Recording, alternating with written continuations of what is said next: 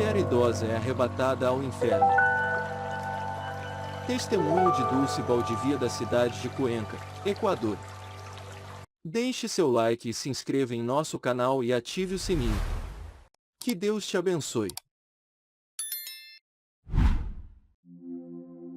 Vou iniciar o meu testemunho falando da minha juventude. Hoje sou uma idosa de 78 anos. Eu e a minha irmã éramos moças solteiras. Estávamos à procura de um casamento. Eu orava a Deus e o Senhor me revelou quem seria o meu esposo. Depois abri a palavra para confirmar a revelação e deu certo.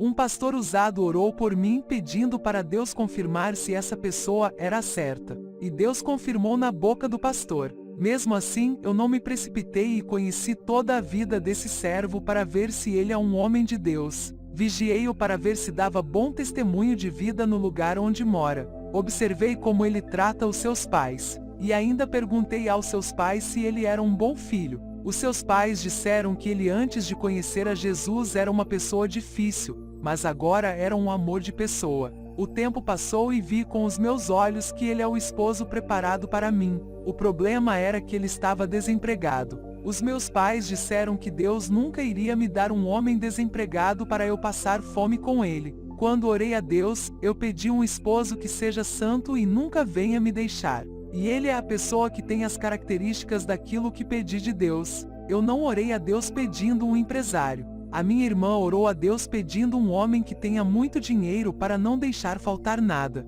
E Deus ouviu a sua oração e lhe deu um homem que tem uma empresa. Esse homem não é cristão e nunca quis ir à igreja. Ele dava tudo o que a minha irmã precisava, mas sempre dava trabalho para ela e bebia muito. A minha irmã não era feliz com tudo que recebia dele. O dinheiro não lhe proporcionou a alegria que precisava ter no seu lar. Já o meu prometido não tinha trabalho, e eu não aceitava se casar com ele nessa situação. Mas Deus aprovou a nossa união e deu-lhe um emprego. Deus jamais deixaria e o meu esposo se casar para passar necessidade. Estávamos felizes e casados. Um ótimo esposo e nunca deixava faltar nada. O seu salário mesmo sendo pouco supria a minha necessidade. Mas quando eu comecei a olhar a vida de abundância que a minha irmã vivia, fiquei triste. Ela tinha roupas melhores do que eu e ainda viajava para outros países. O meu esposo não podia me dar uma vida de princesa, mesmo não deixando faltar nada. Eu o deixei por isso e voltei para as casas dos meus pais. A minha irmã ainda disse para mim que não era feliz, apesar de viver uma vida de rainha. Ela disse que o meu esposo é muito bom. Eu me interessei por um pastor que tem um salário muito alto e fui morar com ele. Eu pensei, não vou sofrer igual a minha irmã que casou com um ímpio. Esse é um pastor e não vai me dar trabalho, mas vai me ajudar. Esse homem me dava de tudo. A vida de rainha que tanto queria agora tinha. Mas esse pastor começou a querer ser o meu dono por dar de tudo. Se eu não obedecesse ele, ele me humilhava. Ele me feria com palavras e ainda dizia que se eu não cumprisse com o meu papel de mulher iria me deixar e procurar outra. Eu sofri muito e tive depressão.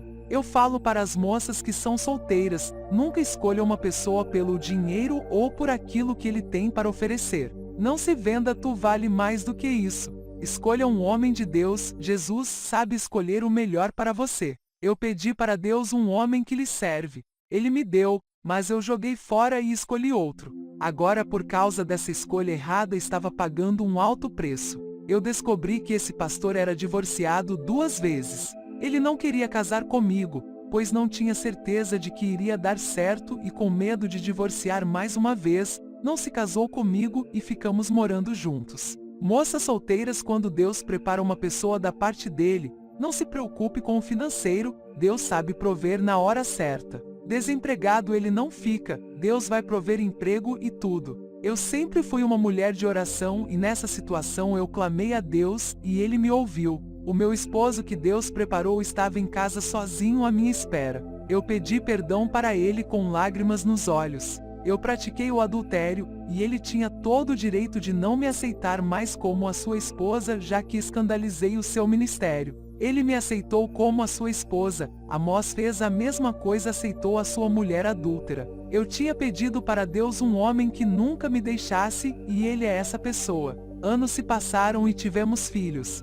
Eu descobri que estava com câncer. Os meus cabelos começou a cair, estava fraca por causa da doença. O tratamento também era sofrido para mim. Eu pensei que o meu esposo iria me deixar por causa da doença. Eu fiquei careca e perdi todo o meu cabelo. O meu esposo ficou ao meu lado até a minha cura, até que um anjo apareceu a mim e tocou na minha cabeça. E depois que fui curada do câncer, Deus deu uma grande bênção ao meu esposo. Ele entrou em uma multinacional e começou a ganhar 5 vezes mais comparando com o seu antigo salário. Fomos fiéis no pouco e Deus nos colocou no muito. E o meu esposo ganhou uma bolsa do curso de inglês para fazer gratuitamente. A empresa pagou a sua faculdade, e quando o meu esposo terminou o curso e se formou, mudou de cargo e passou a ganhar 8 vezes mais que ganhava antes. E juntos envelhecemos passando pelas provas. No ano de 2009, eu tive um arrebatamento de espírito.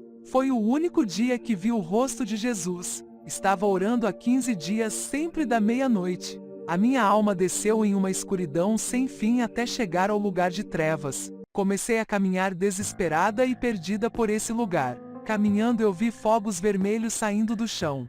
Um lugar cheio de pessoas nuas entre homens e mulheres. Prostitutas, transexuais, lésbicas e atrizes pornôs. Eu vi 3 atrizes que gravaram filmes pornográficos quando estavam vivas na Terra. Eu não conhecia essas mulheres porque nunca assistia aos seus filmes. Uma voz disse: essa se chama Anastasia Blue. Ela estava sendo estuprada pelos demônios. A outra que estava na mesma situação se chama Chloe Jones. E a última famosa que vi foi Lolo Ferrari. Eu ouvi a voz de Jesus falando comigo e revelando tudo. O Senhor disse: filha, essas mulheres que viste nesse lugar se entregaram aos prazeres pensando que seriam felizes. Elas encontraram um grande vazio que não foi preenchido pela prostituição do cinema. Elas ficaram oprimidas por serem objetos sexuais e mercadorias do prazer. Os demônios da depressão fizeram morada nelas e elas se suicidaram. Esse é o resultado de todos os que procuram prazeres no sexo. Jesus me fez sentir o que essas mulheres sentiram na terra quando ainda viviam. Elas faziam sexo pelo dinheiro. Já não sentiam mais amor e nem prazer, pois aquilo ficou tão artificial e tão comum. Elas já não sabiam diferenciar o amor entre o homem e uma mulher do sexo por fazer. O sexo que elas faziam por dinheiro não tinha nenhum sentimento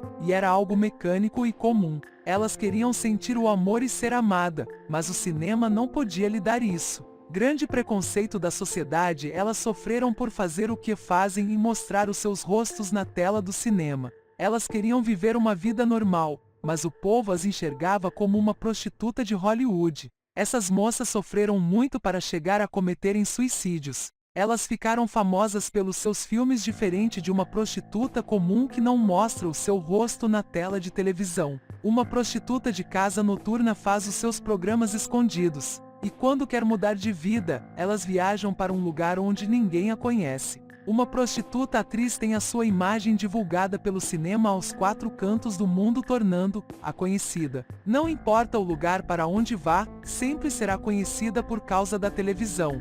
Muitas dessas atrizes não suportam a pressão de viver uma vida anormal e se matam. Eu vi uma prostituta no inferno. Ela desistiu de casar e viver uma vida normal para ser uma prostituta. Ela caiu nos prazeres da carne e se prostituiu com vários homens. Ela não queria se casar com um homem, porque se acostumou a ter revelações sexuais com vários homens. Ela era uma pessoa devassa e insaciável. Quando ela morreu, foi para o inferno. Os demônios obrigavam ela a fazer sexo com eles e ainda torturavam as suas partes íntimas. Eu vi milhões de demônios da prostituição naquele lugar. Esses demônios são os mesmos que fazem as mulheres andarem sensuais com roupas sexys. Elas levam as moças ainda muito jovens a praticarem a prostituição. Eu vi os demônios que trabalham na vida de modelos e prostitutas atrizes. Moças que sonham ser modelos ou uma miss também são influenciadas por esses demônios. Tudo o que tem a ver com a beleza e o sexo. Esses demônios estão envolvidos. Eles levam as mulheres a ser um produto da mídia e uma mercadoria lucrativa da empresa.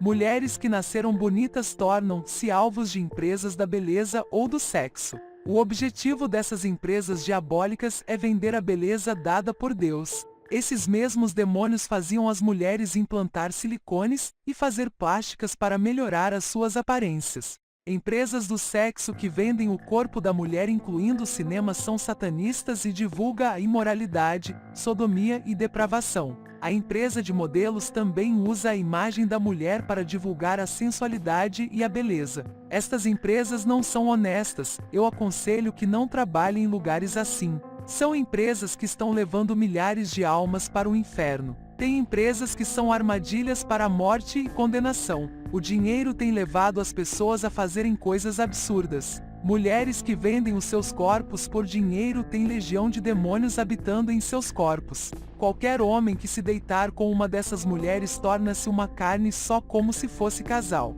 O sexo só pode ser realizado entre o casal. Quando duas pessoas que não são casadas têm um ato sexual tornam-se uma carne e os demônios de um passa para o corpo do outro. Não existe bênção nisso, tudo é maldição para a vida. Se você é um cristão usado por Deus e fizer sexo com uma prostituta, os demônios dela passarão para você e o Espírito Santo se afastará da sua vida por causa do seu pecado. Depois de ver essas empresas no inferno, o meu espírito voltou ao corpo. Tenho uma mensagem à igreja. O corpo de Cristo, que é a igreja, tem que cultivar a amizade, a união sem contendas. No ministério onde congrego, o meu esposo como pastor conseguiu adotar esse padrão. O problema das igrejas dos dias atuais é se importar com os alvos alheios e ficam atacando as outras igrejas. Se os ministérios se preocupassem com as suas ovelhas e deixar os pastores cuidar do seu rebanho, as coisas seriam melhores. O meu esposo como um pastor se preocupa com o rebanho que está em suas mãos,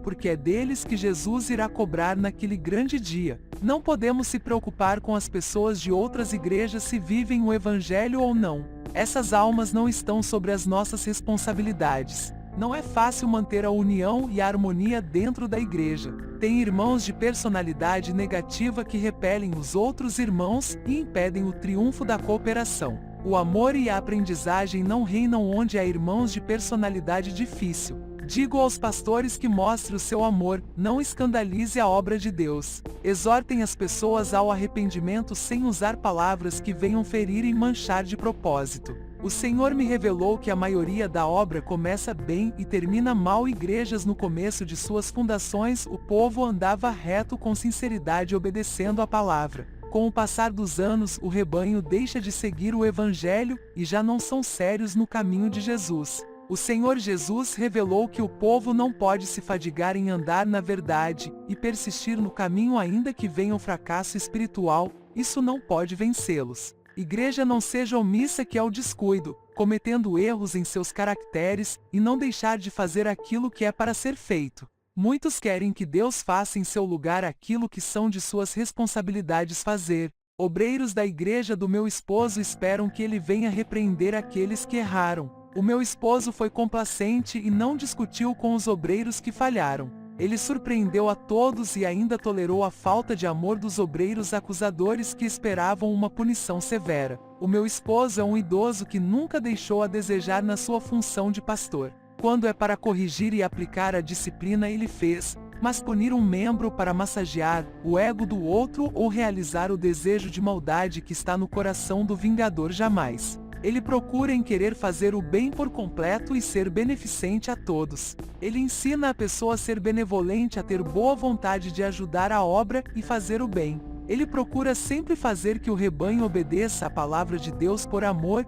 e não por obrigação para agradá-lo. Ele sempre fala: se for para viver uma vida cristã forçada sem amor, não vai agradar a Deus. É melhor sair do caminho de Jesus e voltar para o mundo, já que sente mais prazer lá do que servir a Jesus. Todo cristão tem que ter a essência do bem em seu modo de viver. A substância do amor ágape tem que estar dentro do coração.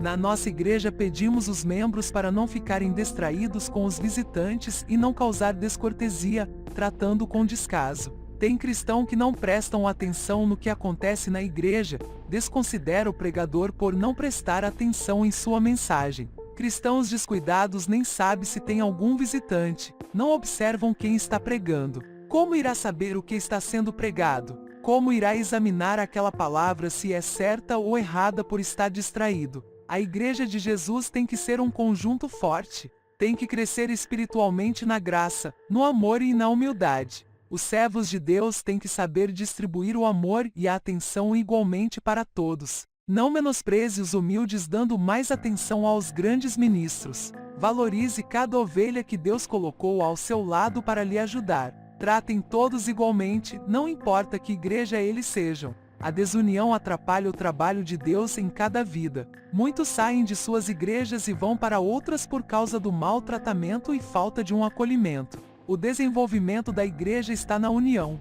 Quando existe o amor dentro da família espiritual, as desigualdades desaparecem. O cristão que não valoriza o seu irmão e quer ser melhor do que ele gera desunião na família cristã. O diabo destrói um ministério que age assim. Os soldados só lutam quando estão unidos para vencer o inimigo. Somos uma família celestial, temos que se unir para vencer a Satanás. Eu quero agradecer a Deus por tudo. Que o Senhor abençoe a cada pessoa que assiste esse testemunho. Amém.